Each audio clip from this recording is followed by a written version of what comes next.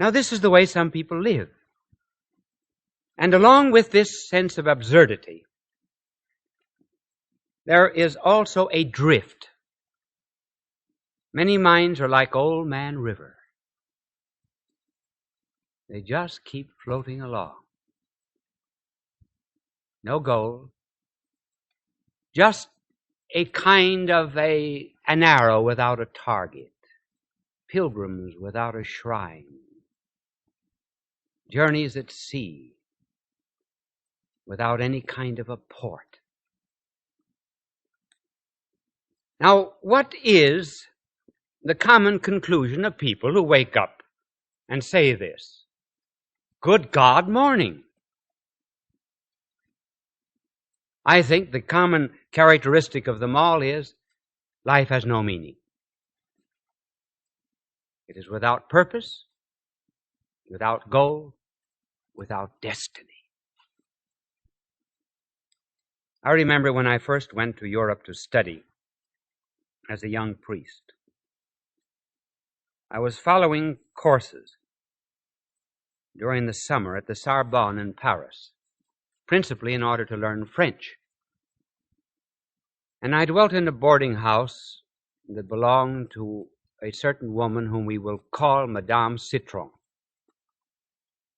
I was there about a week, and she came to me and said something, but it was all French to me. You get so angry in Paris because the dogs and the horses understand French, and you don't. Well, there were 3 women school teachers that were living in the boarding house from Boston, and I asked them to act as an interpreter. And this was the story that came out. She said that after her marriage, her husband had left her. A daughter that was born to them became a moral wreck in the streets of Paris. And then she pulled out of her pocket a small vial of poison. She said, I do not believe in God. Sometimes the thought comes to me that there is a God, and then in case there be one, I curse him. So I've decided, simply because life has no meaning and is absurd, to do away with it. I intend to take this tonight. Can you do anything for me? Well, through the interpreter, I said, I can't if you're going to take that stuff. So I asked her to postpone her suicide for 9 days. I think it's the only case on record of a woman postponing a suicide for 9 days.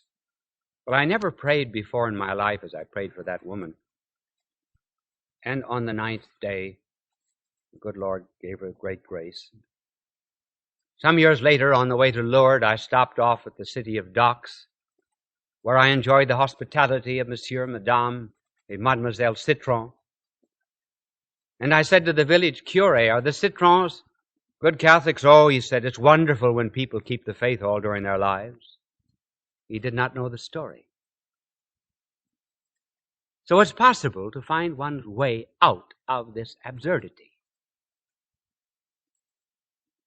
But now let's come to a question which interests all psychiatrists and interests all of us. What is the difference between a normal and an abnormal person? The difference is this. A normal person always works toward a goal or a purpose. The abnormal person looks for escape mechanisms, excuses, rationalizations, in order to avoid discovering the meaning and purpose of life. That is the difference. The normal person sets for himself a target. For example, in this life, a young man might want to be a doctor or a lawyer. But beyond that, there's something else. Suppose you ask, what do you want to do after you become a doctor? Well, I want to marry, and then raise children, and then be happy, and then make money, give money to my children, and then there comes a last, and then. The normal person knows what that and then is. The abnormal person, however, is locked up within the barrel of his own ego. He's like an egg. He's never been hatched.